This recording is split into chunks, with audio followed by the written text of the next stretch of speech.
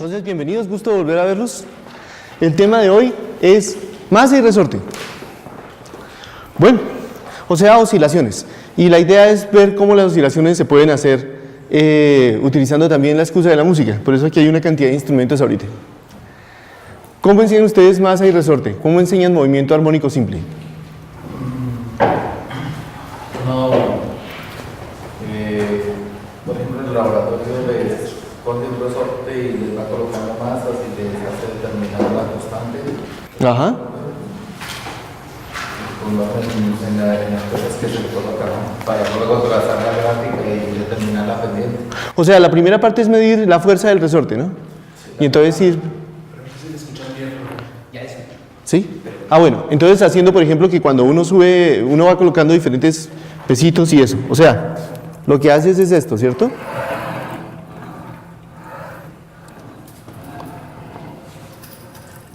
O sea, coges un resorte, coges una masita, ¿sí? La cuelgas aquí de un palito y miden la distancia, ¿no es cierto? Y entonces con eso podemos ponerle diferentes masas y ver cómo se va alargando. Bien. Entonces,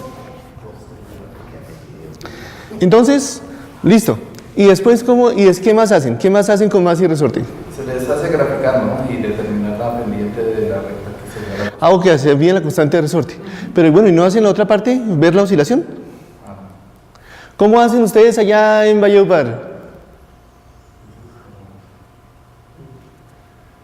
¿Qué cosas hacen? ¿Qué cosas hacen cuando enseñan movimiento armónico simple? ¿Lo hacen también con masa y resorte o lo hacen con el péndulo?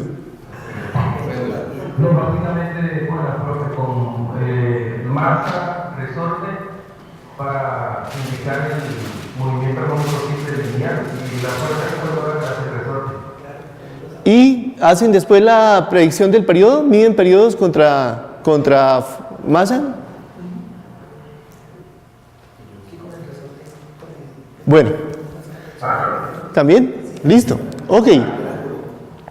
Entonces, vamos a hablar un poco de eso. O sea, también supongo que muchos de ustedes utilizan que para hacer un movimiento armónico simple, entonces lo hacen como una proyección del movimiento circular uniforme. Sí, o sea, esa es la forma estándar y funciona bastante bien. Ahora la otra cosa que les quiero mostrar, y eso vamos a dedicarnos entonces a la primera parte de la clase, por ahí la primera hora. Y la segunda parte vamos a mostrar cómo se pueden motivar esas cosas, después cómo se le pueden hallar aplicación utilizando música. Porque si vamos a hablar de las cosas que vibran, pues todo lo que genera sonido vibra, ¿no? Y ese es el sonido, y esos son los instrumentos musicales. Entonces comencemos. Bueno, muchas de estas cosas se hicieron en esta tesis, construcción e implementación de una unidad didáctica para la enseñanza del movimiento armónico simple en un sistema masa-resorte, que lo hizo el estudiante Roxman García, ¿no? Ahí lo ven en acción, jalando a alguien, eso creo que ahorita no lo vamos, si lo podemos hacer, vamos a ver. Y también él utilizó simuladores y ahí están, digamos, como los resultados, o sea que sí le aprendieron. Bueno, ¿cómo es la fuerza del resorte? Pues miren, masa y resorte se puede utilizar como un ejemplo de que las fuerzas de Newton sirven para predecir el movimiento. O sea, el triunfo de la mecánica de Newton es ¿cuál? Hemos visto que nosotros podemos, si tenemos la posición y la velocidad, podemos predecir la siguiente posición. Si tenemos la velocidad y la fuerza, podemos predecir cómo se desvía esa velocidad. O sea, con la posición y la velocidad predecimos la siguiente posición. Con la velocidad y la fuerza predecimos la siguiente velocidad. Ahora, ¿cómo hacemos para poder volverlo a hacer? Tenemos que tener alguna ley que nos diga si tenemos posición y velocidad, nos diga cuál es la fuerza. Y el éxito de las leyes de Newton es que hay muchas fuerzas que se pueden caracterizar fácilmente en función de la posición o de la velocidad. Y un ejemplo es la fuerza del resorte. Entonces, ¿cómo es la cosa? Pues así.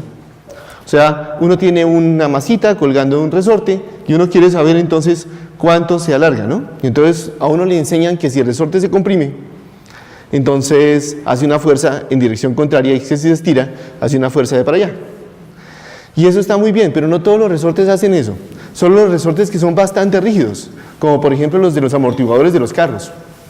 Los resortes que normalmente tenemos en laboratorio solamente se estiran, pero no se comprimen. Pero por ahora entonces uno siempre parte de enseñarle a los niños que un resorte que se comprime empuja para allá y uno que se estira se empuja para acá. Para eso es bueno traerles un resorte de verdad, uno que tenga, que sea como un muelle. Que hoy se me quedó, pero bueno, es que no se puede hacer. Y entonces, ¿cómo se llega a que la fuerza es igual a menos K por X? Pues como ustedes acaban de decir, o sea, hay que hacer este montaje. Uno tiene aquí un resorte, una masita, no sé si se puede enfocar.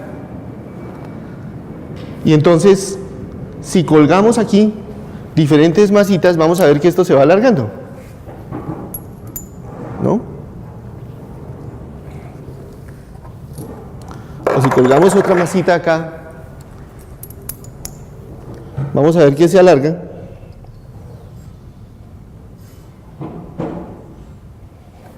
Y mientras tanto, entonces yo voy a abrir un Excel. Entonces, ¿qué hacemos? Ponemos, ¿cuál es el peso? ¿Cierto? ¿Cuál sería la fuerza de gravedad? ¿Cuál sería la fuerza del resorte? ¿Y cuál es la posición? El largo, perdón. El largo del resorte. Y bueno, necesitaría entonces aquí una regla. ¿Alguno de ustedes tiene un papel cuadriculado? O bueno, aquí tengo una regla. Listo, muchas gracias. Entonces vamos anotando los datos, ¿no? Y ahorita los miramos. Entonces, por ejemplo, ahí la longitud, pues tengo que tomarla hasta algún sitio. El que ustedes quieran. Puede ser hasta donde están las masas o a la punta. Entonces, ustedes, por ejemplo, acá tendríamos, a ver, bueno, de pronto va a ser más rápido con esto. 15, 30, 45, 60, 66. Entonces digamos que tenemos 66 y la longitud del resorte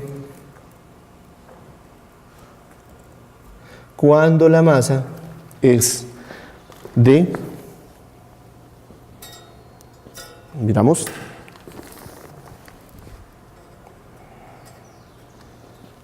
cuando la masa es de 100 más 200 más 50, 350.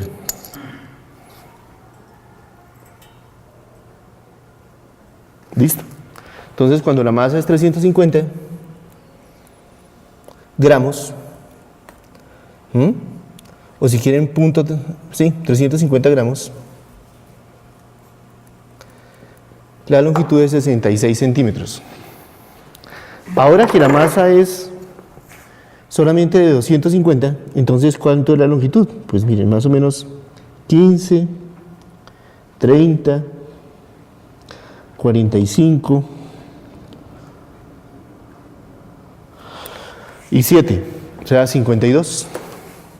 Entonces si es 52, si la masa son 250 gramos. Seguimos. Entonces ahora pongámosle 150.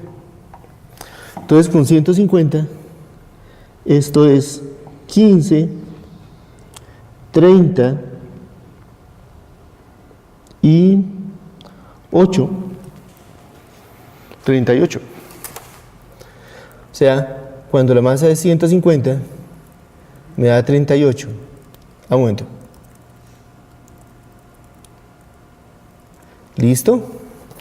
Y la última, cuando la masa es solo 50, o sea, así, entonces yo tengo 15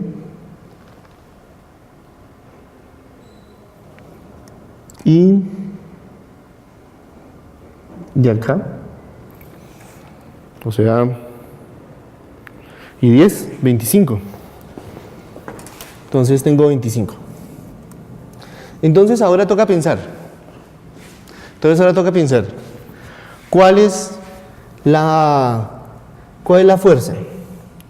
Digamos, si lo quieren en newtons, entonces pongamos que esto es punto 15. Esto que es punto 25.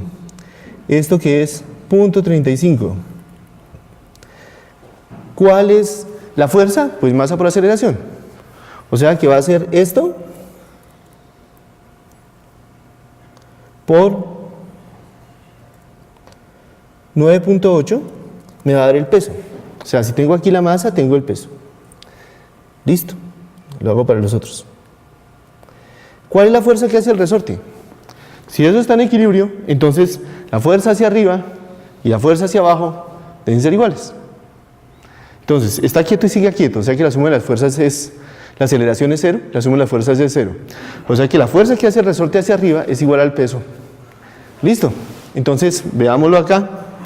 Entonces la fuerza en magnitud es la misma anterior.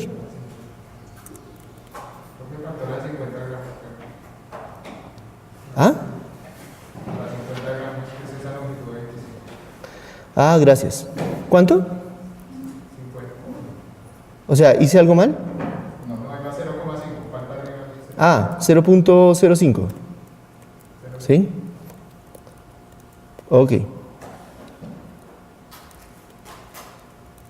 Listo. Y ahora sí, grafico la frecuencia contra la longitud. ¿No? O bueno, la longitud y la fuerza. Perdón, la fuerza del resorte. ¿Cómo?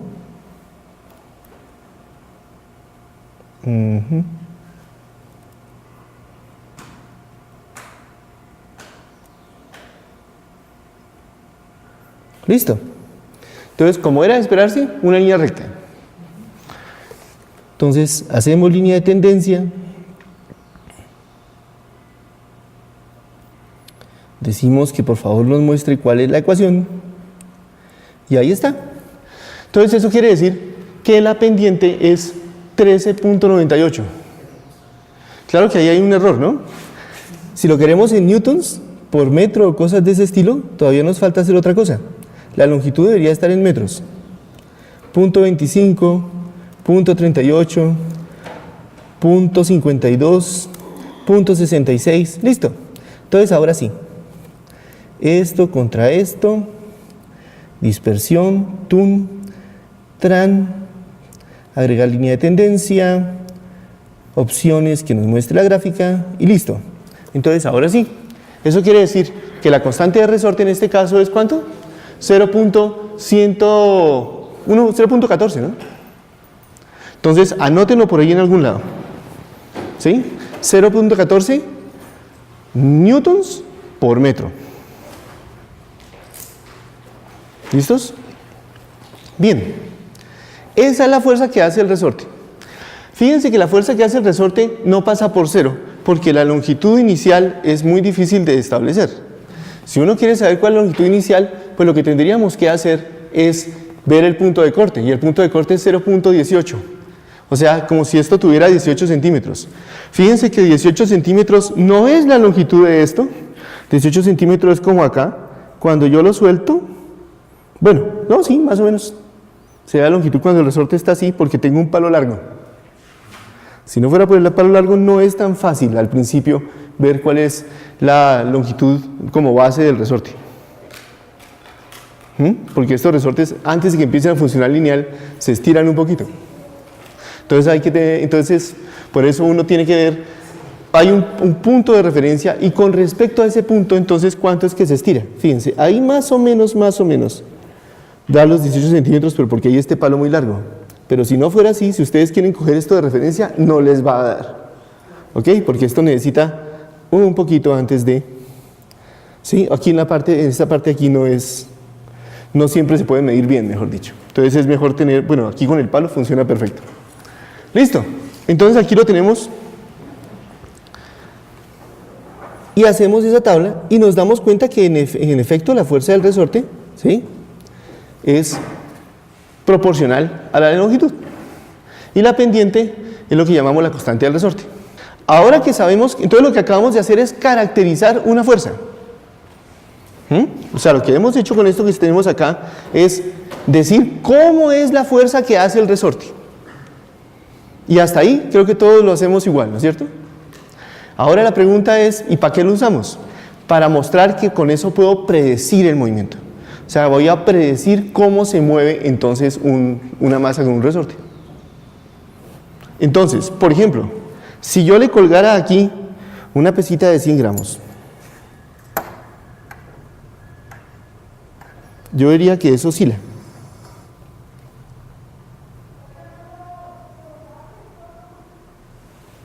¿Cierto? Entonces yo puedo hacer una segunda tabla que es cómo oscila eso. Pero antes de eso, yo podría predecir cómo va a funcionar. ¿Qué es lo primero que veo? Que la fuerza del resorte es así. Hay un punto de referencia y alrededor de ese punto de referencia, si yo lo estiro, la fuerza va para acá. Si yo lo comprimo, la fuerza va para allá. Entonces, ¿cuál es el efecto neto de eso? Que va a oscilar. Y fíjense que para eso podemos tener la ayuda de alguien del público. Entonces, no tú. Aprovechemos que este hombre es estudiante mío de otro curso. Entonces, le toca aquí ser juicioso. Bueno, entonces, vamos a hacer lo siguiente. Digamos que tú vas de para allá. ¿Listo? No tengo cuerda, entonces me toca así. Si él se va, yo lo jalo. Y si va para el otro lado, yo lo jalo. Y entre más lejos se vaya, yo lo jalo más duro. ¿Cierto? Eso es lo que hace el resorte. Entonces, ¿por qué este hombre oscila? Este hombre estaba quieto aquí, tú estabas quieto acá. Y yo lo jalo, él está quieto, ¿cierto? Y hay una fuerza sobre él. La suma de las fuerzas da diferente de cero, entonces la aceleración va a hacer algo. Si está quieto, va a empezar a moverse hacia acá. ¿Cierto? Cuando pasa por la mitad, ¿cuánto es la fuerza total? 0. Entonces, ¿por qué no se queda quieto? Porque la fuerza no tiene que ver con la velocidad, sino con que la velocidad no cambie. Si él estaba allá y yo lo jalé, cuando pasa por acá ya se está moviendo, tiene una velocidad. Si no le hago fuerza, él se sigue moviendo con esa velocidad y por eso sigue avanzando. ¿Ven? O sea, pongámoslo allá. Cuando yo lo jalo, aquí se está moviendo con una velocidad. Si no le hago fuerza, ¿qué pasa? Él se sigue moviendo con esa velocidad, por eso pasa al otro lado. Y me empieza a estirar. Y entonces cuando está poquito, cuando está por aquí nomás, me jala un poco. Cuando está más allá, yo lo jalo más. Esa es la fuerza del resorte, entre más lejos, más duro. Entonces, con esa fuerza, ¿qué va a pasar? Que la velocidad va de para allá, la fuerza va de para acá, entonces va frenándolo, ¿cierto? ¿Hasta que qué? Hasta que queda quieto. Y ahí yo le sigo haciendo fuerza. Entonces ahora lo voy a empezar a mover para el otro lado. Cuando pasa por la mitad, tiene una velocidad, sigue derecho, llega, o sea, otra vez, perdón. Cuando pasa por la mitad, tiene una velocidad, entonces sigue moviendo derecho porque no le están haciendo fuerzas. Cuando pasa por allá, ahora lo jalo por el otro lado y por eso el hombre oscila. O sea, una fuerza que vaya siempre en dirección a un punto. Y que entre más lejos, más duro, va a hacer que oscile. Muchas gracias. Entonces, con eso uno puede predecir que el niño que eso va a oscilar. Si se dieron cuenta por acá, esta es la foto que tiene Roxamada ahí. Tiene amarrado a alguien con una cuerda elástica. Depende. Si el niño es grande como este, entonces se necesita una cuerda de bungee jumping. Si es un niño chiquito, entonces amarrándole un lazo de saltar ya es suficiente. Entonces con eso se puede predecir que eso va a oscilar. Entonces ya sé que va a oscilar. Ahora quiero saber cómo va a oscilar exactamente. Entonces fíjense, la fuerza es menos K por X y la fuerza es masa por aceleración. Entonces la masa por aceleración va a ser menos K por X, o sea que la aceleración es menos K sobre M por X. O sea, la aceleración va en la dirección contraria a la posición, pero es proporcional a la posición. ¿Cómo va a ser el movimiento? Pues venga, lo puedo hacer en Excel. Nosotros tenemos en Excel un sistema para predecir cualquier cosa, ¿cierto? Entonces, vamos a utilizarlo para predecir este movimiento. Listo, entonces voy a colocar el tiempo, el dt, la posición X, la velocidad, la aceleración, ¿cierto? Como hemos hecho antes.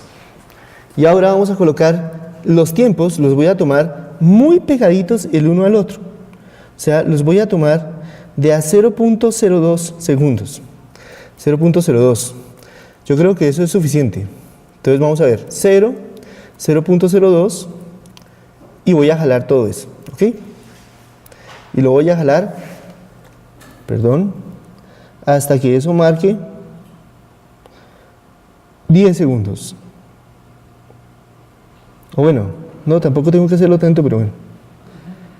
Un momento, acabo de dar cuenta de algo. Sí, está bien. Vamos a hacerlo 0.02, 0.01.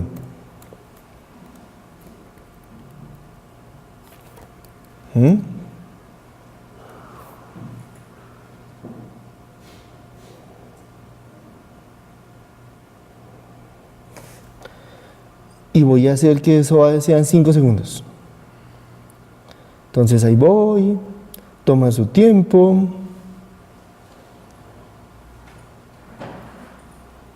Voy en 2.5, en 3,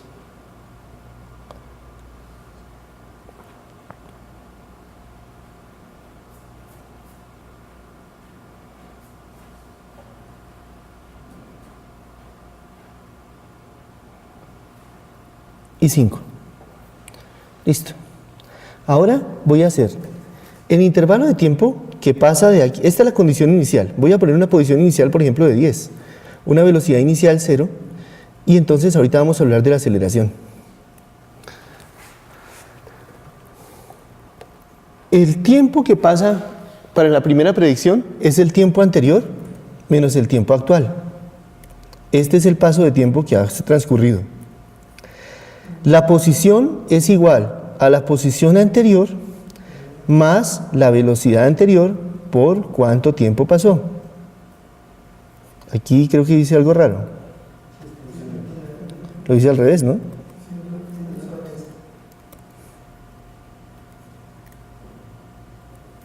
Listo. Ahora, ¿cuál es la aceleración? Voy a colocar aquí una masita más grande, ¿no? Por ejemplo, esta de acá. Voy a colocar la masa completa, a ver cómo va la cosa.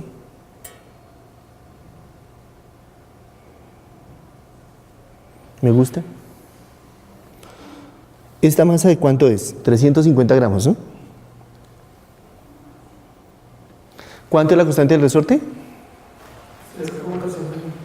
0. ¿0 qué? 0.14. Entonces, ¿cuánto es la aceleración? La aceleración, acabamos de ver que debe ser igual a ¿qué? Menos K sobre M. Entonces, ¿cuánto es 0.14 dividido por cuánto? 0.35, porque son 350 gramos, o sea, 0.35 kilos. Y todo eso lo tenemos en unidades MKS, metro kilogramo segundo. Entonces, ¿cuánto es 0.14 dividido por 0.35? 0.4. ¿Exactito? Bien. Entonces, yo puedo hacer acá, en mi simulación, que la aceleración sea menos K sobre M, o sea, menos 0.4 por X, por la posición que tengo acá. Pin.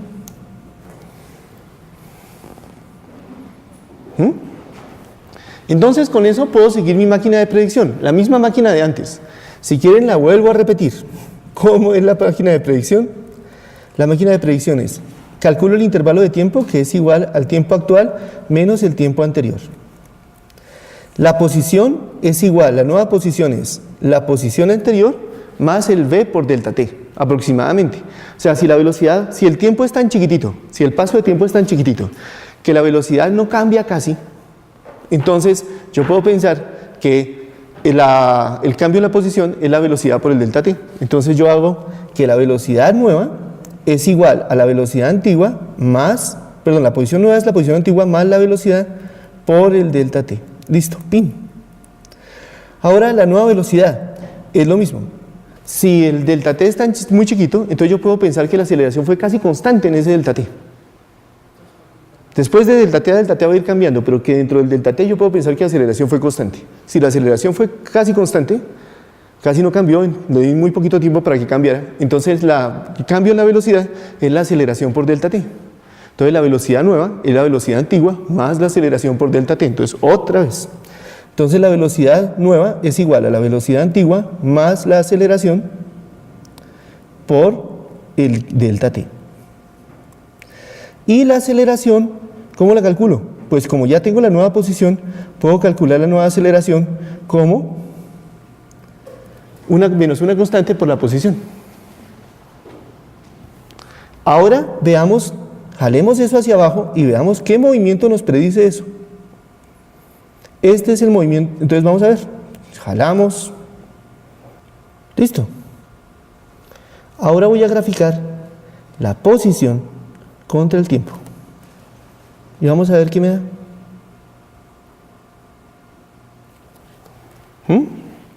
Va así. ¿Seguro que están bien hechos los cálculos?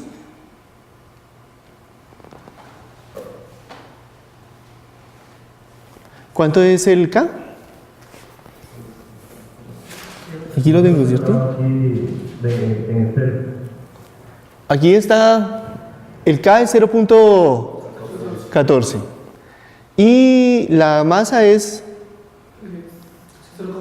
0.35. Ah, sí, está bien. Entonces, si quisiéramos seguir mirando, ¿qué nos tocaría hacer? Jalarlo más, ¿no es cierto? Entonces déjenme aquí, lo quito y voy a jalarlo el doble, o sea, voy a hacer que sean 10 segundos. Entonces eso sí, aquí es fácil, porque lo que hago es, jalo primero esto acá, hasta que sean 10 segundos.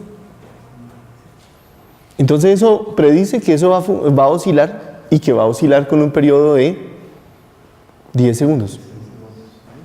¿Ah? Es una preguntita, eso a medida que va pasando el tiempo, tiene que ir disminuyendo la amplitud, ¿cierto? Pero en la, pues como se va disipando energía. ¿Dónde hay una fuerza aquí que disipe energía? La fuerza del resorte es conservativa. La fuerza de gravedad también es conservativa. Entonces, en el modelo que yo puse, no hay ninguna fuerza disipativa. Entonces, en esta simulación no va a haber. O sea, en una simulación no sale lo que tú no pongas. Entonces, si tú no pones una fuerza disipativa, no va a ser. Entonces, eso se va frenando. Buena pregunta. A ver, ¿quién lo frena? ¿Por qué se frena? Pues realiza un trabajo cuando va hacia arriba y le devuelven un trabajo cuando va hacia abajo. Sí, porque sería que se disipara en forma de calor. Sí, pero ¿por qué? ¿Qué fuerza disipativa es la que disipa esto? ¿Ah? Exacto, no es la fricción del aire. Hay gente que dice que es la fricción del aire, pero mi va súper despacito. Y si ustedes lo hacen en una cámara cerrada, también se frena. ¿Sí? Entonces, entonces ¿quién lo hace? No, el resorte está hecho de metal, pero ese no es un cristal perfecto. Para que eso se deforme, lo que lo frena es que hay una deformación plástica. O sea, ustedes tienen aquí un poco de átomos y aquí tienen un poco de átomos. Y los átomos están uno contra otro. Y hay un enlace. Para que se mueva, entonces ustedes tienen que romper un enlace y unir otro. En el caso del enlace metálico, eso es muy suave. Pero eso implica dar una energía para que esto se pueda soltar de acá y moverse acá. Y si hay un defecto, entonces se nota mucho más. O sea, si hay un sitio, por ejemplo, donde falta un átomo, o hay un sitio donde los planos atómicos se abrieron así y aquí entra uno más. Entonces, para mover el material hay que mover el defecto. Y entonces hay que invertir un poco de energía. Eso lo que va a hacer, el efecto neto que ustedes pueden mirar es que la oscilación de fuerza y la oscilación de posición están desfasadas. Y entonces cuando ustedes dibujan una contra la otra, se dibuja un círculo. Y ese círculo, como es fuerza contra posición, es trabajo. El área es energía. Y entonces el área de esa elipse es cuánto se disipa por ciclo. Y como el área es proporcional a la longitud, entonces eso quiere decir que el área va a ser proporcional a la amplitud. Entonces la disipación va a ser proporcional a la amplitud. Y como la amplitud de posición es proporcional a la amplitud de la velocidad, entonces la fuerza va a ser proporcional a la velocidad. La disipación va a ser proporcional a la velocidad por la longitud. Entonces va a ser lineal, digamos. Entonces, con eso yo puedo predecir que eso se mueve que se va a mover como miren, con la forma con un seno. Listo. Entonces, ¿de dónde salió ese seno? ¿No? Se puede mostrar de diferentes maneras. Entonces, una forma de hacerlo muy, muy bonita, eso es una masa colgada de un resorte y lo que tenemos ahí entonces es un spray.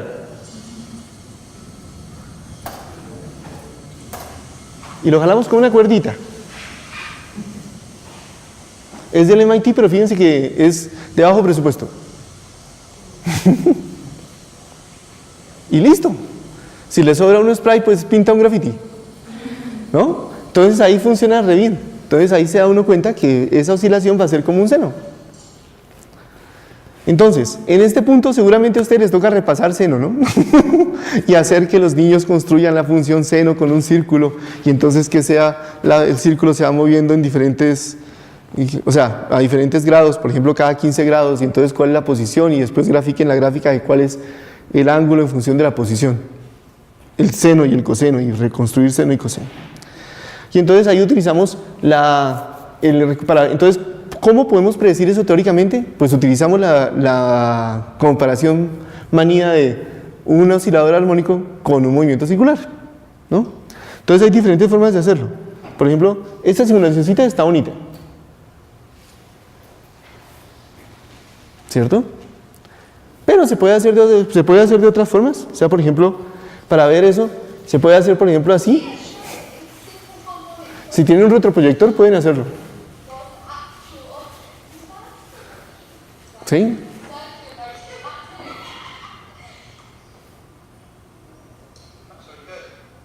También hay una forma, pues si tienen un tocadiscos, pueden colocar un patito ahí y un péndulo que se mueva al mismo ritmo que el tocadiscos, ¿no? Bien hechecito, ustedes calculan la altura y todo, y cuando el tocadiscos esté moviendo así con un proyector, se ve que la sombra se mueve de esta manera, y entonces ustedes pueden colocar ahí el péndulo para que se mueva con la sombra. Sino que un péndulo es más difícil de interpretar que una masa con resorte. Bueno, entonces, lo de siempre. La aceleración es proporcional a la posición. Entonces, ¿hay alguna, y yo quiero saber entonces eso qué movimiento predice? ¿Hay alguna cosa que yo conozca en donde la aceleración va en la dirección contraria a la posición y sea proporcional a la posición? Pues resulta que sí, el movimiento circular es así. Nosotros vimos que el vector de aceleración era hacia el centro, que era ese vector rojo, y la posición era el negro, y que la aceleración es menos omega cuadrado r. Como eso es vectorial, eso quiere decir que se cumple tanto para la componente x como para la componente y. Eso quiere decir que en la componente y, la aceleración y es menos omega cuadrado y. Y teta, que es el ángulo, se va moviendo, y y ¿qué es? Pues por trigonometría y simplemente es r seno de teta. Entonces, si teta va cambiando con el tiempo linealmente, o sea, teta es w por t, entonces y es menos r, es r seno de w por t. Y entonces por eso va a ser un movimiento sinusoidal. Entonces fíjense que este movimiento sinusoidal, lo que hemos mostrado ahí es que ese movimiento cumple que la aceleración es menos la posición por algo. Acuérdense que la aceleración es el cambio de la velocidad y la velocidad es el cambio de la posición. Entonces lo que está dando ahí es que la aceleración es menos la posición por algo. Queremos solucionar un problema. El problema es, ¿cuál debe ser la forma de la onda? De la posición y en función del tiempo, para que el cambio en la posición que sea la velocidad, y después calcular el cambio en el cambio de la posición, o sea, el cambio de la velocidad de una aceleración que sea exactamente la misma forma, pero con signo contrario. Y un poquito más grande si quiere. O sea, eso es lo que quiere decir que la aceleración sea igual a menos w cuadrado por la posición. Entonces uno piensa, ¿conozco alguna cosa en la cual la aceleración vaya en el sentido contrario de la posición y sea proporcional a la posición? Y resulta que sí la conozco, es el movimiento circular. En el movimiento circular la aceleración centrípeta es menos omega cuadrado r, y r es la posición. Eso quiere decir que eso se cumple tanto en x como en y. La aceleración en x va a ser menos omega cuadrado x, la aceleración en y va a ser menos omega cuadrado y.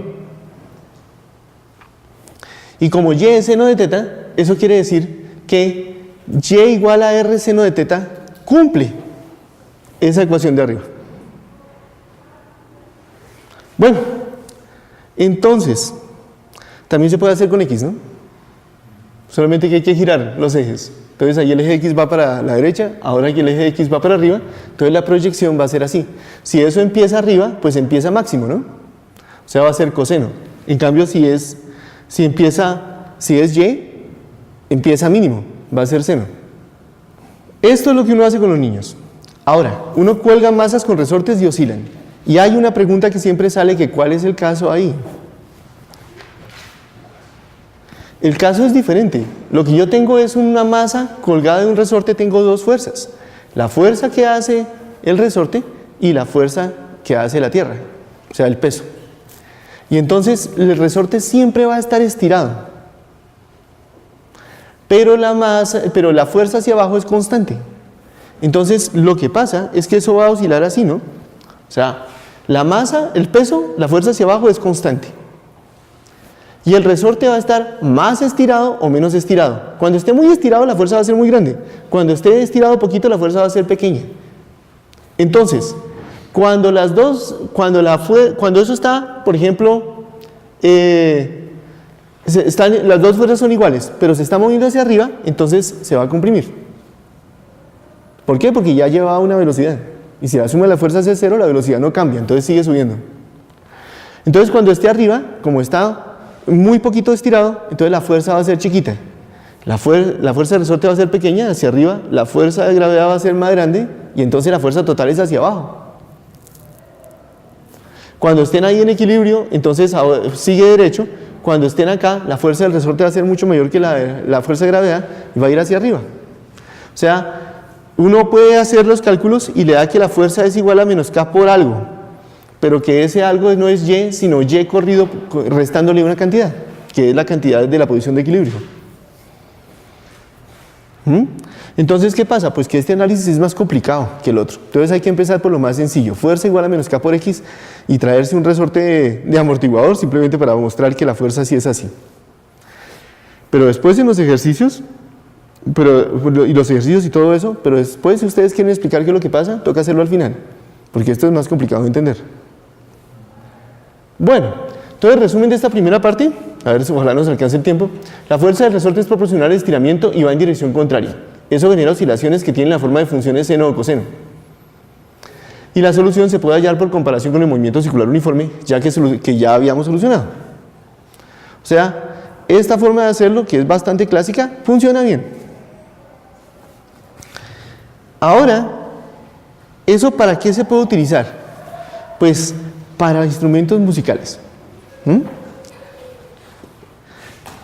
Si vamos, o sea, todo lo que oscila produce sonido, por lo menos en lo que estamos hacia alrededor. Entonces podemos utilizar los instrumentos musicales como una excusa para ilustrar el movimiento armónico simple, o sea, para ilustrar las vibraciones. Entonces, ¿cómo comenzamos? Pongámoslo acá. Entonces yo tengo aquí el periodo, la masa y el periodo. ¿Listo? Entonces, a ver, saquen sus relojes. Vamos a poner a oscilar este pedacito de acá. Armando, ¿puedes enfocar este pedacito de acá, por favor? Ok, listo. Bueno. Entonces, ¿listos? A la 1, a las 2, a las 3. 1, 2, 3, 4, 5, 6, 7, 8, 9 y 10. ¿Cuál fue el periodo? 13 segundos. ¿Cuánto? 13. ¿13 qué? Pero, entonces no, 1.3, ¿no? Entonces, ¿el periodo fue cuánto? Entonces, con una masa de 350 gramos, o sea, de 0.35 kilos, fue 1.3 segundos, ¿no?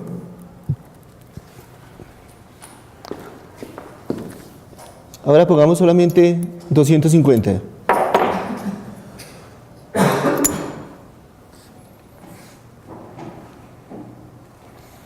¿Listos? A la 1, a las 2 y a las 3.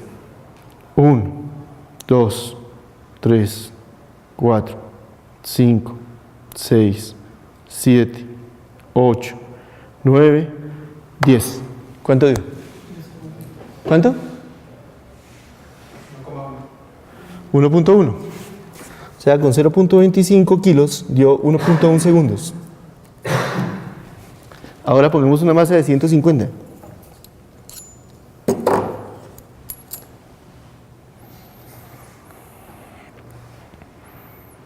¿Listos?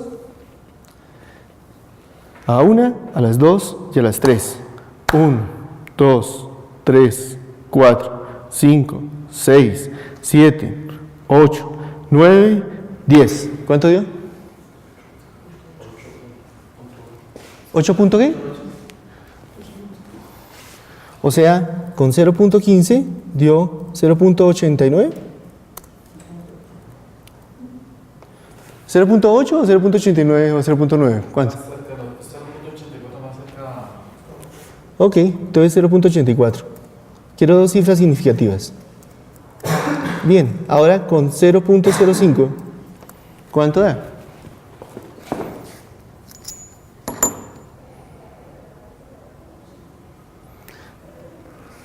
A la 1, a las 2 y a las 3.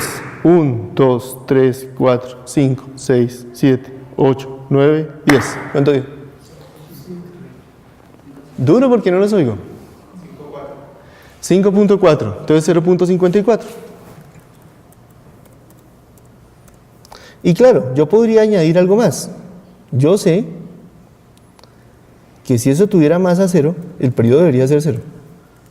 Entonces, grafiquémoslo.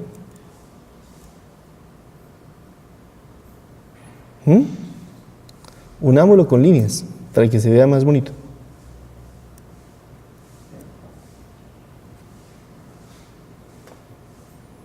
Unámoslo con líneas curvas para que se vea más bonito. Listo. Entonces más o menos, ¿no? Más o menos. Bueno, entonces volvamos a nuestra presentación. La otra cosa es que las oscilaciones se pueden... ¿Para qué nos cambia saber de oscilaciones? ¿Qué nos cambia en la vida diaria? Pues una cosa que nos cambia es, primero darnos cuenta que todo oscila, ¿sí? Y que hay dos conceptos importantes ahí que son resonancia y modos normales. Y la otra cosa es darse cuenta que los instrumentos musicales son fuente de oscilación. O sea, los instrumentos musicales son una buena excusa para hablar de oscilaciones.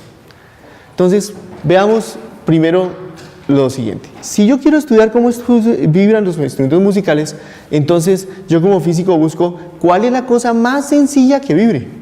Y la cosa más sencilla que vibre es esa. Es una masa unida con un resorte. ¿Cierto? Entonces, ¿qué características tiene eso? Veamos. Fíjense que si yo lo suelto, él oscila con una cierta frecuencia. Vamos a ponerle un poquito de masa para que podamos verlo más suave.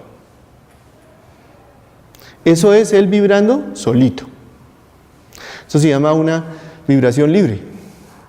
Ahora yo voy a empujarlo aquí arriba.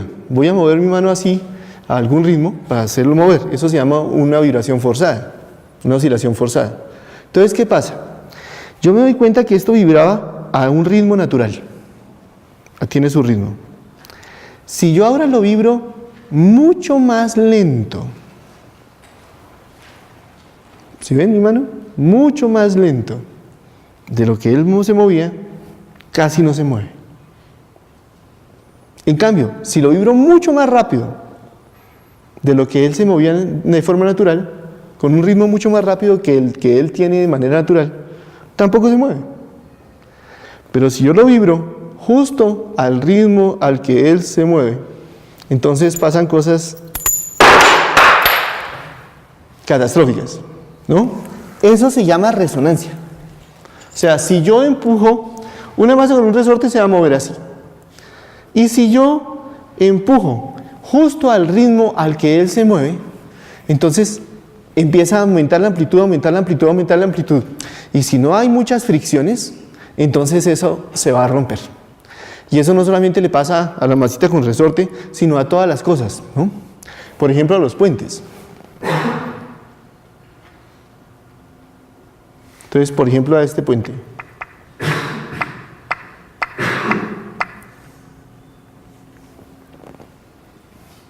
¿Sí ven? Ese puente se volvió tristemente célebre. Era un puente sobre el río Tacoma, en Estados Unidos. Lo calcularon mal, entonces el viento al pasar hacía más fuerza a un lado que al otro y cuando pasaba constantemente, eso empezaba a hacer esa fuerza con un ritmo. Porque se formaba un vórtice y el vórtice hacía girar primero para un lado y después girar para el otro, al soplar de manera constante. Y la frecuencia a la que oscilaban los vórtices del aire era exactamente la misma frecuencia a la que resonaba el puente. Entonces fíjense, con un periodo de 5 segundos, ahí viene una persona caminando, ¿no? Y eso finalmente se rompió.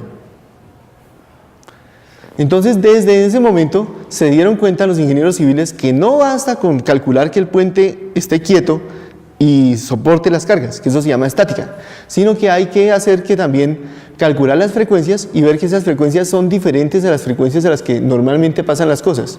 Por ejemplo, si es un puente peatonal, la gente camina a 2 pasos por segundo. Entonces esas frecuencias de 2 Hz no deben coincidir con ninguna frecuencia natural del puente. Entonces, eso que les acabo de decir se puede resumir así. Una masita con resorte sola, entonces oscila así y poco a poco se va frenando, ¿no? Y en cambio, si yo la empujo, entonces, si yo la empujo muy rápido, no tiene casi amplitud, que sería una frecuencia alta. Si tengo una frecuencia bajita, la amplitud también es pequeña. Y si yo tengo una frecuencia justo igual, si empujo con justo la frecuencia a la que él se mueve solo, la frecuencia crece hartísimo, ese es ese pico. Eso es la amplitud contra la frecuencia. Y entonces, ahí es donde tengo resonancia. Esto se llama resonancia. Bien, ese es el primer concepto importante. El primer concepto importante es, si empujo con la frecuencia natural, el sistema oscila con máxima amplitud. Y eso se llama resonancia.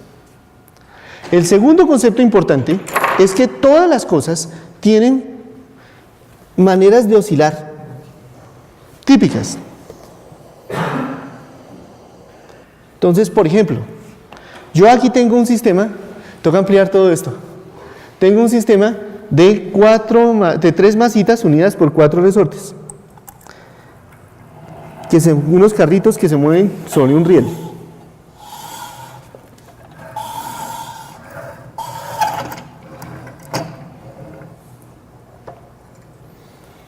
Y aquí lo tengo. Entonces, este sistema tiene, uno si empuja algo, eso se ve oscilar raro. Por ejemplo, esta masita empieza a oscilar chiquito y después grande, fíjense. Y se frena y hace cosas raras. Resulta que cualquier movimiento de estos se puede descomponer como la suma de 3 movimientos. El primer movimiento es así. A ver, 70, 110, 173. Entonces, 70, 173 y 110.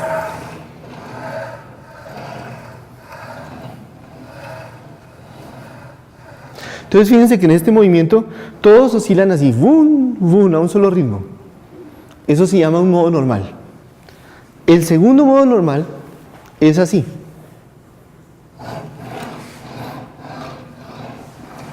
Fíjense que este se queda quieto, esos dos oscilan y el ritmo es más rápido.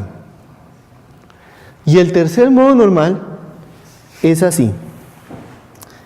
60, 82, 173.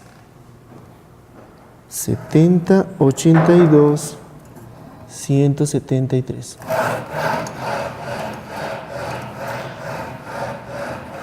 Y esos son los 3 modos normales de este sistema. Entonces, ¿qué es un modo normal? Un modo normal es donde todos oscilan con el mismo ritmo, con amplitudes diferentes. Pero cada uno de estas masitas está haciendo un seno. Está oscilando como si fuera un oscilador armónico. Esto se llaman modos normales. Esas son las frecuencias naturales. Si ustedes no tienen este esquema, pues se lo pueden pedir prestado al MIT. Ahí está una grabación del MIT disponible en YouTube, donde lo hacen con un riel de aire.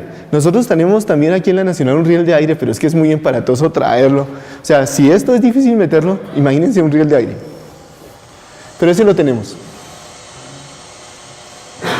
Si son solo dos masitas, los modos de oscilación son este, que tiene un ritmo, y el otro es este.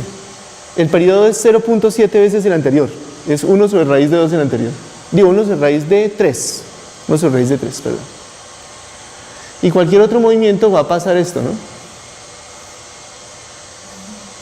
Y después lo van a hacer con 3 carritos o con 5 carritos. Bien. Ahora la otra cosa interesante es, ¿por qué son importantes los modos de vibración, los modos normales de un sistema? Porque cada modo normal tiene una frecuencia. Y entonces esas son las frecuencias naturales a las que eso vibra solito. Y si yo empujo con esa frecuencia, el sistema va a tener amplitud muy grande. Entonces fíjense, yo voy a coger aquí desde esta punta y voy a empezar a mover primero muy lento, súper lento. Aunque no crean, estoy moviendo esto 3 centímetros. Ustedes ven que eso casi no se mueve. Ahora voy a aumentar la frecuencia. Y llego a la frecuencia del primer modo. Entonces, ¿qué pasa? Que el sistema tiene gran amplitud, empieza a aumentar su amplitud y oscila en ese modo. Ahora voy a aumentar la frecuencia.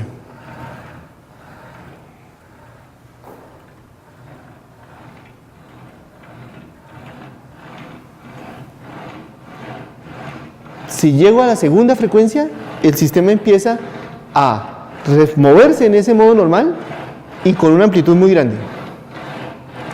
Ahora voy a aumentar otro poquito la frecuencia.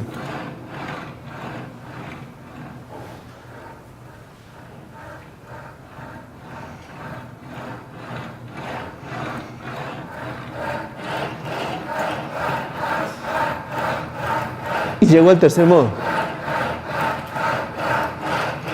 Y ahora aumento mucho la frecuencia.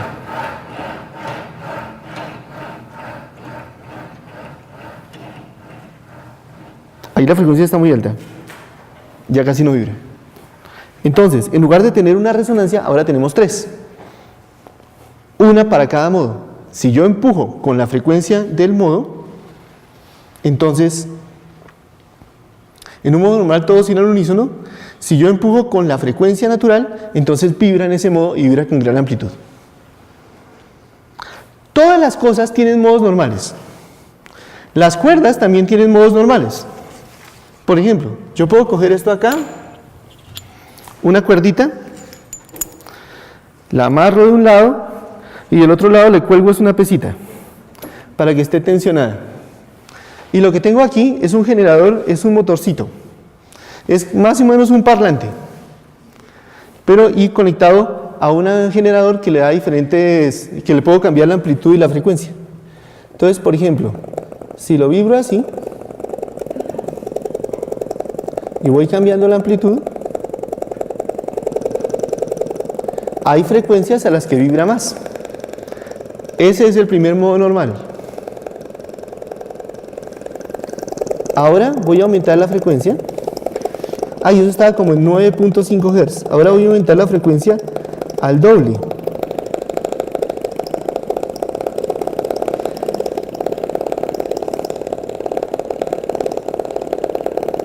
Y este es el segundo modo normal.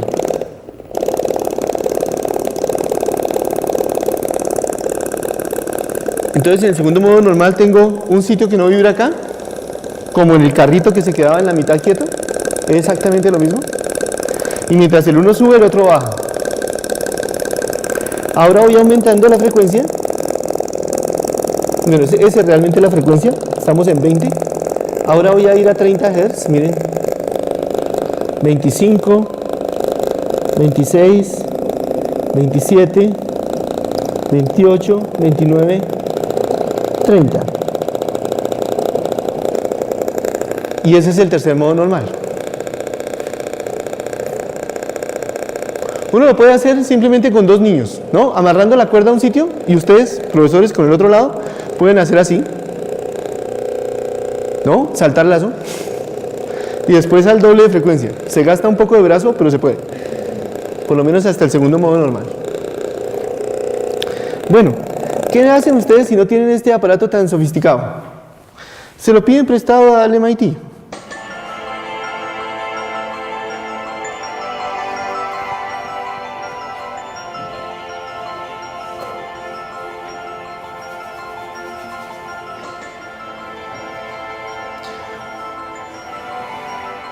Una cosa chévere es que la frecuencia es el doble, ¿no?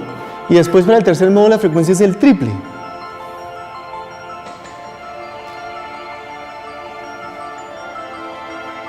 Cuatro veces, 5 veces, etc.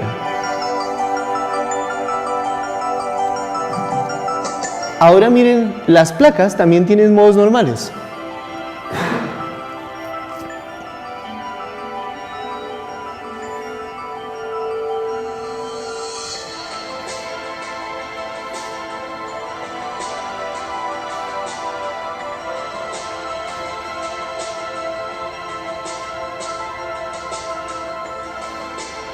Entonces, ¿qué es lo que está pasando ahí? Ahí es cuando vibra más fuerte. La sal no va a saltar en los puntos que no se mueven, o sea, en los nodos. Aquí lo que tenemos son líneas que no saltan. Y mientras un pedacito va subiendo, a un lado de la línea, el otro está bajando. Y el de la línea está quieto.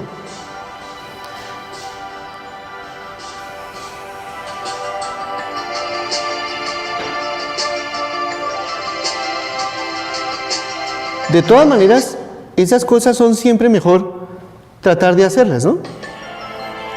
Entonces, yo aquí la tengo. El mismo motorcito. Aquí tengo la placa. La ponemos.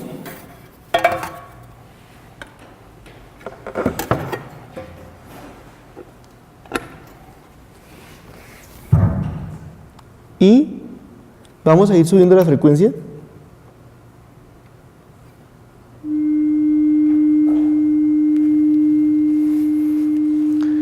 Y se escucha, ¿cierto? Ahora no voy a cambiar la amplitud. Claro, si yo cambio la amplitud suena más duro. Y así más pasito. Lo que voy a hacer es voy a cambiar la frecuencia. Cuando yo llegue a una resonancia, tiene que sonar más duro. Por ejemplo, ahí. Ahora sí cojo esto que está lleno de arenita y lo echo encima.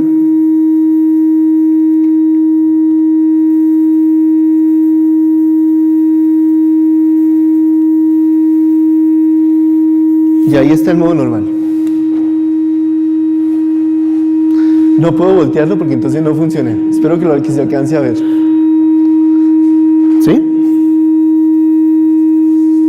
¿Sí lo ven? Ahora voy a aumentar la frecuencia.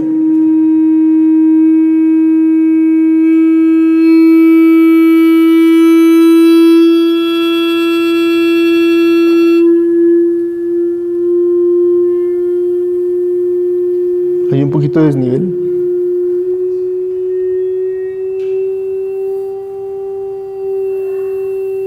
Aquí hay otra.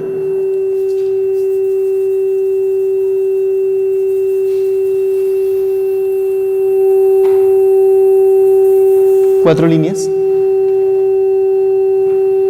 Ahora aumento.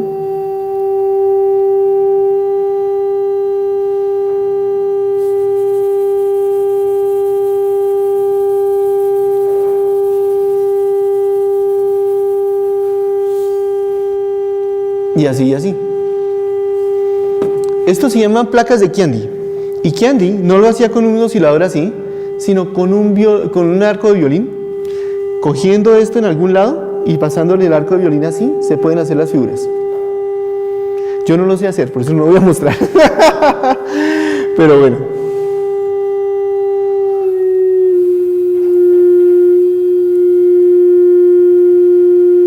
Ok.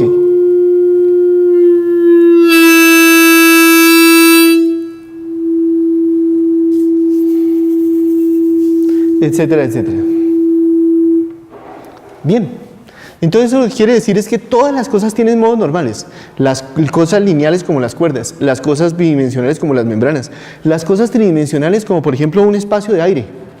El aire es como una espuma y eso también vibra y tiene sus formas de vibrar. ¿Y por qué son importantes? Porque a esas frecuencias es donde suena más duro un instrumento musical. Por ejemplo, aquí tenemos un violín. Estas son las tapas de un violín y esos son echándole arenita. Eso es la tapita del violín colocada sobre una cosa de arena blanca encima de un parlante. Y se le echa arena negra para que se vean las líneas nodales. ¿Sí ven? Esos son los modos de vibración de las tapas de un violín. Y además de vibrar las tapas, pues vibran también el aire adentro. Y esas son las frecuencias de las que suena más duro un violín. ¿Cómo así? Miren, aquí tengo mi violín.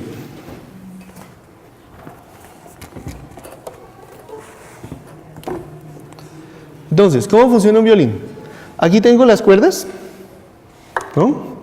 Las cuerdas cuando vibran, cuando yo las empujo con el arco, vibran. Ahorita vamos a ver cómo las empujo. ¿Las puedo empujar así? O las puedo empujar con el arco, ¿no? Entonces, cuando la empujo con el arco, la cuerda vibra. Al vibrar empuja aquí, este pedacito de madera se llama el puente, con este puente empuja la caja. Y la caja, como es la tabla de arriba, como la tabla desde arriba es grande, entonces puede empujar el aire. Por eso suena duro. La sola cuerda no va a empujar mucho aire, entonces no va a poder, se va a sonar pasito. Para que llegue el sonido, tiene que empujar mucho aire. La tapa de atrás vibra porque de la tapa de delante a la tapa de atrás hay un tubito de madera colocado a presión que se llama el alma del violín, que lo pueden ver ahí. Está más o menos debajo de una de las patas del puente. Y debajo de la otra pata del puente hay un refuerzo de madera sobre esta caja que sirve para que los bajos vibren más duro, que se llama la línea de bajos. ¿Y cómo funciona entonces un violín? ¿Cuál es la diferencia entre una cuerda, por ejemplo, que yo toque así? Bueno, si yo toco una cuerda, entre una cuerda que yo toque así, por ejemplo así, y una cuerda que yo toque así, esto se llama una cuerda pulsada y esto se llama una cuerda frotada. La diferencia es, cuando yo toco una cuerda pulsada así, la cuerda va a vibrar como se muestra arriba. Y lo que ustedes ven es que esa vibración se puede estudiar como si vinieran dos pulsos, uno moviéndose hacia la derecha y otro moviéndose hacia la izquierda, que sumados dieran ese pico. Fíjense. ¿Qué pasó? La forma del negro se puede explicar como la suma de los dos, del rojo y del azul. El rojo es un pulso que se mueve para la izquierda, el azul es un pulso que se mueve para la derecha. O sea, hay dos pulsos moviéndose. En cambio, la cuerda frotada es diferente. Si yo tengo el violín así y hago una presión, entonces la cuerda va a quedar pegada al arco por fuerza de fricción estática. O sea, es como esto. Aquí tengo la cuerdita y tengo el arco. Si yo empujo, hago presión, entonces la fuerza de fricción va a dejarlo pegado.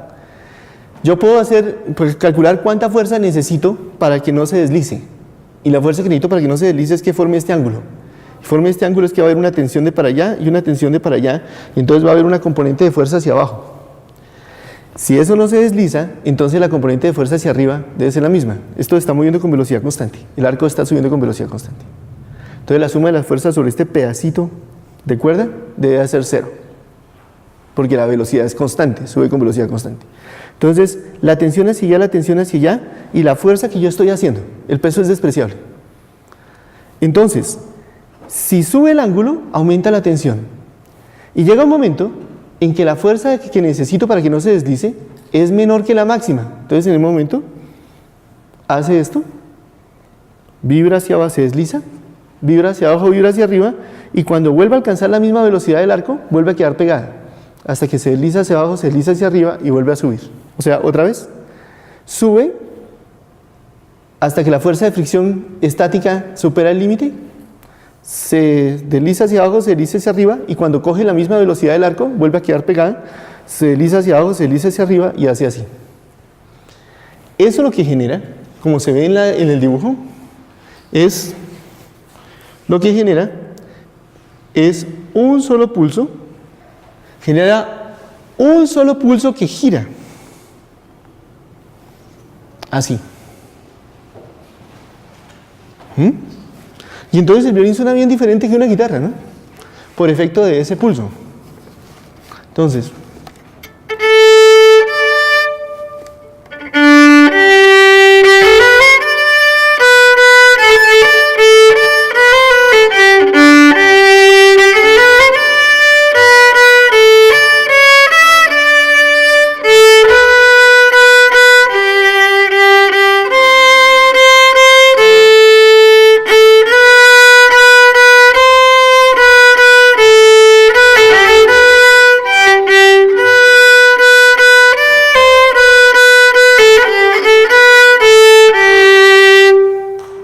¿Sí?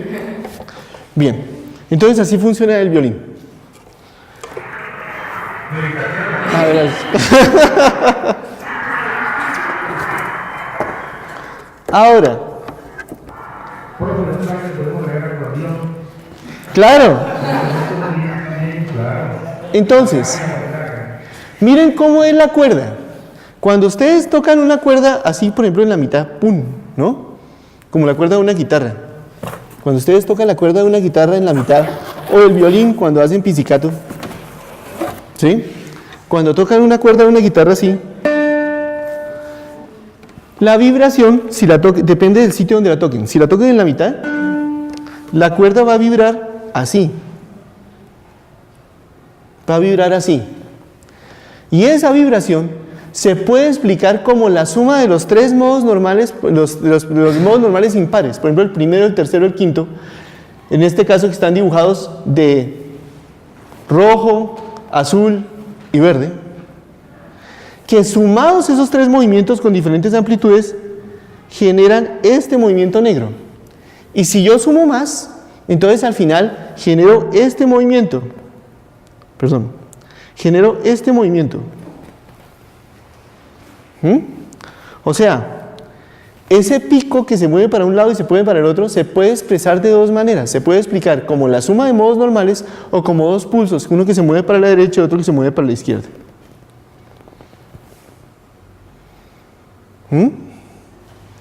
Entonces, pensar que son dos pulsos es pensar en ondas viajeras, y pensar que es la suma de modos normales es pensar en ondas estacionarias. Las dos cosas son equivalentes. Dos ondas estacionarias forman una onda viajera y dos ondas viajeras forman una onda estacionaria, y dos ondas estacionarias en desfase de 90 grados en posición y en desfase de 90 grados en tiempo forman una onda viajera. Por ejemplo, eso no lo puse. Las cámaras, ¿no?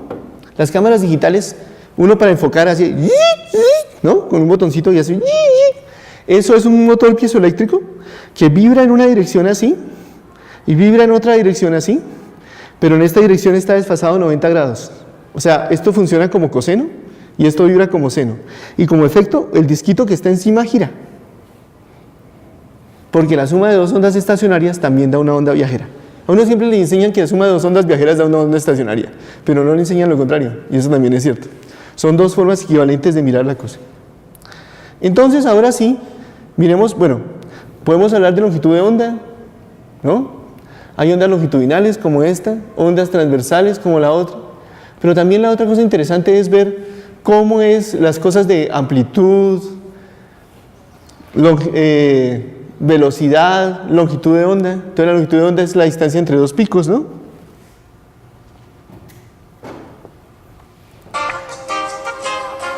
Another important characteristic used to describe a wave is its velocity. Y entonces, cuando se está moviendo con una velocidad, yo me voy a dar cuenta que el periodo es cuánto se demora en pasar un máximo por acá y el siguiente máximo. O sea que el periodo multiplicado por la velocidad da la longitud de onda. If we know the wavelength and the frequency, we can easily work out the velocity.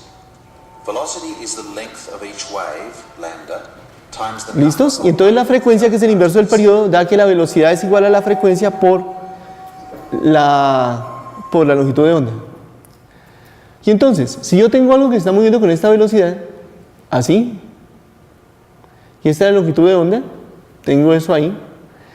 Y yo veo que la longitud de onda es precisamente lo que me muestra dónde son los máximos y los mínimos de los modos normales. Entonces, en una cuerda no es esto, una cuerda vibra es así, sobre una sola barriguita. Entonces, es solo como si la longitud de la cuerda fuera media longitud de onda. Con eso y la velocidad de la onda, entonces yo puedo calcular cuál es la frecuencia. Y me da que la frecuencia es la velocidad con que se propaga la onda, que depende de la tensión, y dividido por 2 veces la longitud de la cuerda. O sea, entre más larga sea la cuerda, más grave da. Entre más corta, más aguda. La frecuencia es más alta. Y eso es lo que uno usa tocando guitarra, ¿no? O sea, para tocar guitarra lo que uno hace es acortar la cuerda. Y para el violín también, ¿no? Entonces, si yo lo acorto a la mitad, entonces la frecuencia va a ser el doble. ¿Qué es una frecuencia que es el doble? Una octava. Si ¿esto es qué? Sí. Si, a una octava. Entonces, subir una octava en música es duplicar la frecuencia.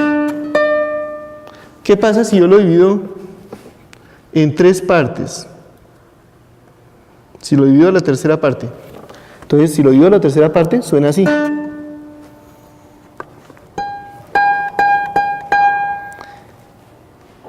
Y 2/3 da una quinta. ¿Sí? Si, mi.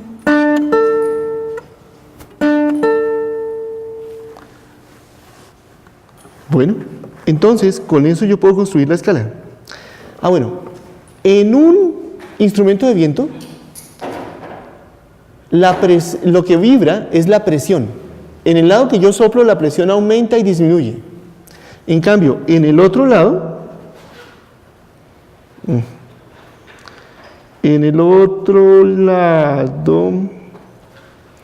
la presión es constante, porque es el lado que está abierto, y ahí la presión es la atmosférica, que es constante. Entonces, por eso ese punto no vibra. Si yo abro un hueco en la mitad del tubo, entonces lo que hago es que la presión en ese sitio es 0, y entonces vibra en ese modo. Eso lo puedo ver acá, por ejemplo. Entonces, dependiendo si el tubo está abierto a ambos lados, si está abierto en un solo lado, o si está cerrado a ambos lados, entonces las frecuencias van a ser diferentes. Por ejemplo, si está abierto a ambos lados la presión es fija porque es la atmosférica. Entonces la presión vibra de esa manera. Ese es el primer modo normal, el segundo, el tercero, el cuarto, o sea, como una cuerda. En cambio, en una flauta o en una quena, por ejemplo, una quena uno la ve así y piensa que está abierta a ambos lados, pero no es cierto, porque uno se la pone acá. Entonces con esto la tapa. Entonces en este sitio la presión cambia, en la punta de allá la presión es la atmosférica, entonces es constante. Entonces es como el de la mitad. La presión vibra a algún lado, este es el primer modo normal, el segundo modo normal tiene el triple de la frecuencia. Las frecuencias son 1, 3, 5, 7 en una flauta.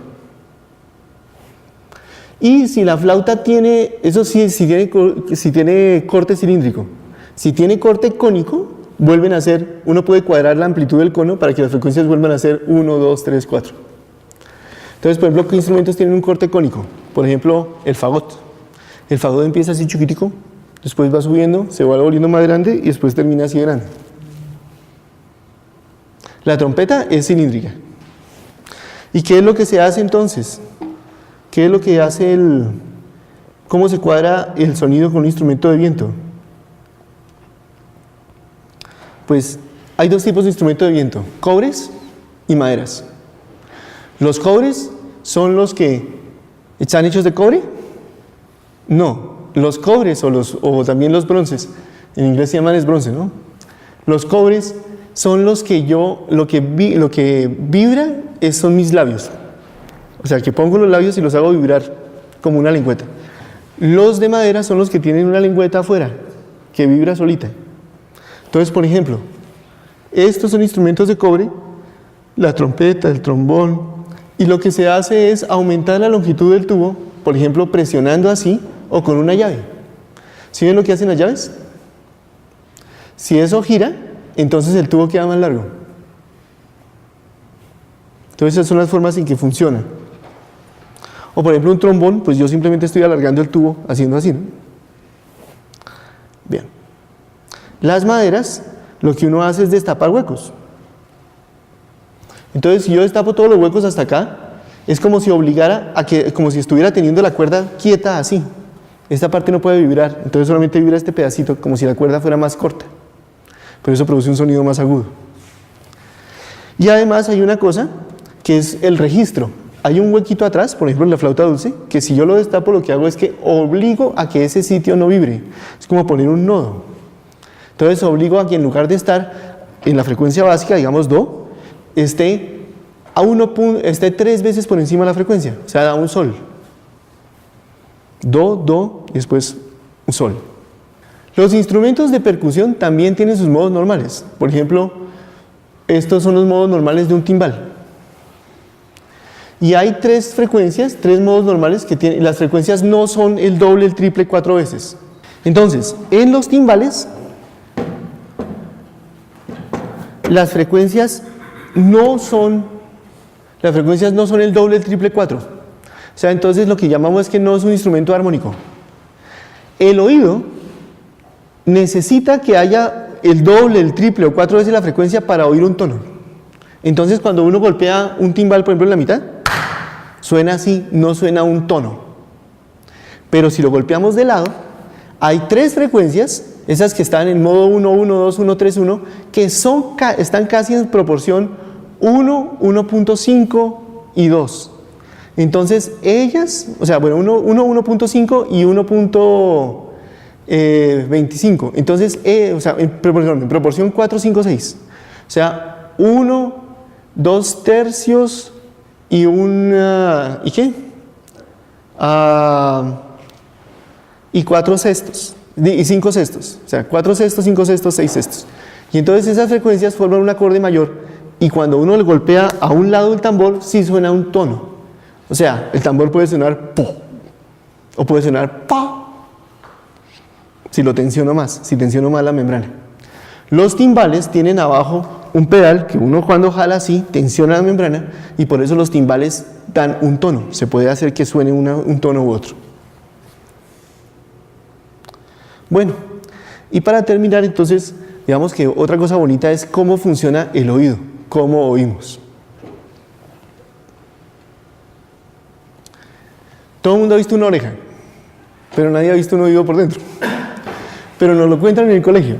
Uno tiene el canal hasta que llega al tímpano. El tímpano es una membranita que vibra. Esa membranita va unida a 3 huesitos y esos huesitos van unidos a una estructura que se llama el caracol. ¿Cierto? Ahí están los huesitos. Los huesitos lo que son es un control de volumen. Si los huesitos están más pegados el uno al otro, entonces la vibración es más fuerte. Si los huesitos están más relajados uno con otro, entonces la vibración no va a pasar tanto. Y entonces eso tiene unos músculos para hacer que estén más pegados o no. Además, ¿sí ven que es como una palanca? El brazo actuador es más largo que el brazo que llega, entonces da un poquito de amplificación, pero no mucho. Y entonces golpea esta estructura, que es el caracol, que se llama cóclea. La cóclea es más gruesa aquí y más delgada en la punta. Y al ser más gruesa acá es más rígida. Entonces, como es más rígida, es como un resorte que la constante de resorte fuera más alta. Entonces vibra a frecuencias más altas y la parte de la punta vibra a frecuencias más bajitas. Entonces eso es como si fuera un analizador de espectro. Cuando la frecuencia es alta, vibra aquí la base. Cuando la frecuencia es baja, vibra la punta. Y entonces así se descompone el sonido en frecuencias. ¿Y cómo funciona eso? Si nosotros lo cortamos, está dividido en 3 pedazos.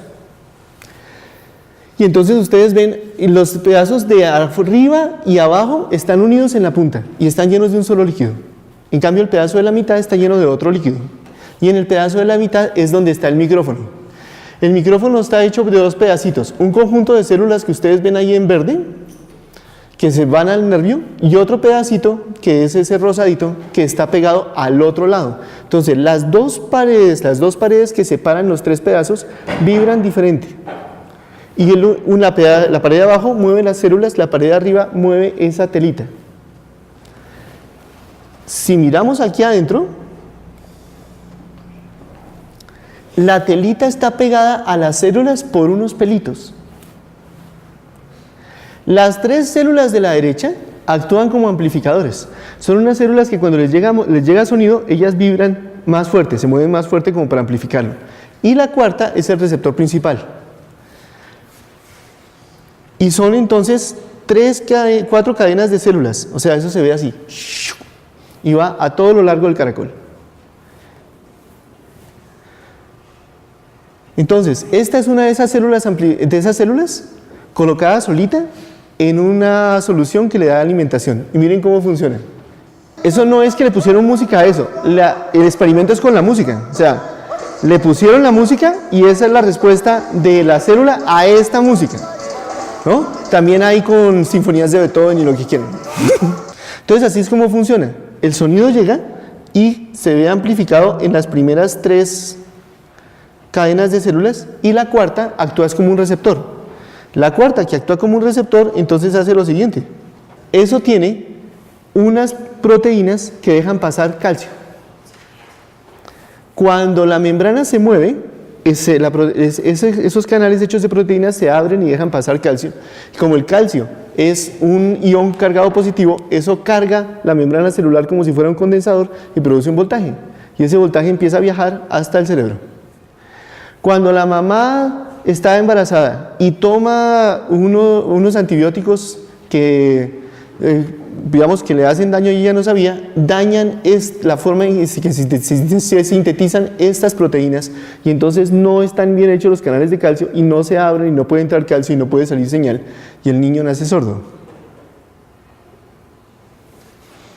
Eso depende del momento, si está tomando el antibiótico en el momento de la gestación en que se forman el oído. Bueno, y finalmente las frecuencias, ¿sí?, nos dan, la longitud de la cuerda nos sirve para hacer una escala, ¿no? O sea, si yo tengo la cuerda así y lo divido a la mitad, ya sé que es una octava. Si lo divido a un tercio, entonces me da un sol. Si lo multiplico por 2, me queda dentro de la escala. Si lo divido a la cuarta parte, me vuelve a dar un do.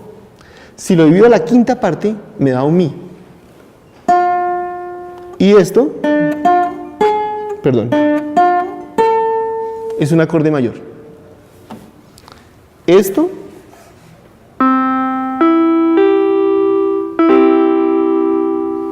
es un acorde mayor, y con los acordes mayores, por ejemplo, entonces con eso están las distancias. Do a do es una octava, do a sol, que es una relación de frecuencias, 2 a 3 es una quinta justa, sol a do es una cuarta justa, do a mi es una tercera mayor, y do mi sol, un acorde mayor, las frecuencias están en relación de 4 a 5 a 6. Y eso que lo encontró Pitágoras le pareció muy bonito y pensó que todo el universo era así, que estaba hecho solamente por frecuencias, por relaciones de números enteros. Y fundó una religión. Bueno, los alumnos fundaron una religión. Pero entonces hay una pregunta interesante. ¿Por qué esos sonidos que a mí me suenan bonito, ¿Fue que me criaron así? ¿O así? En cambio esto me suena feo. ¿Por qué? ¿Es una cosa cultural o tiene que ver con el oído? Resulta que tiene que ver con el oído. Cuando dos frecuencias son tales que las partes del oído donde ponen a vibrar no se superponen, entonces uno oye bien, oye que es agradable. Y cuando las dos partes las dos frecuencias ponen a vibrar partes de la cóclea que se superponen, uno oye disonancia. Y entonces uno puede hacer una curva simplemente cogiendo una cantidad de gente y diciéndole que puntúe de 1 a 10 qué tan disonante le suena. Y se obtiene esta curva cuando ustedes tienen dos tonos puros, o sea, un tu y un tu. Bueno, un tono puro es casi más o menos esto. Eso es un tono puro más o menos. Entonces, da esa curva de fealdad. Pero ahí yo no veo una octava y una cuarta y una quinta. ¿Qué pasa? Que las frecuencias nunca dan solas, sino que cuando ustedes tocan una cuerda, suenan el doble, el triple, el cuádruple. Si ustedes comparan dos frecuencias, entonces vamos a sumar la fealdad de todas las parejas de sonidos. Y cuando se hace eso, la curva que se obtiene es esta. Entonces fíjense que lo que menos feo suena es una octava, porque en ese caso todas las de arriba coinciden con una de las de abajo. Como la de abajo es el doble de la de arriba, entonces los armónicos, las frecuencias que son el doble, el triple, el cuádruple, también coinciden con frecuencias armónicas de arriba. Entonces suena perfecto. La quinta suena bastante bien, la relación 3 medios. La cuarta también suena bien, entonces la tercera mayor, la tercera menor, todas esas instancias de la música suenan bien porque son los sitios donde los armónicos de la una coinciden más o menos con los armónicos de la otra y entonces la fealdad no se suma. ¿Ven? Entonces por eso los acordes suenan bien. Bueno, y ahora sí como se nos acabó el curso, entonces muchas gracias. Ok.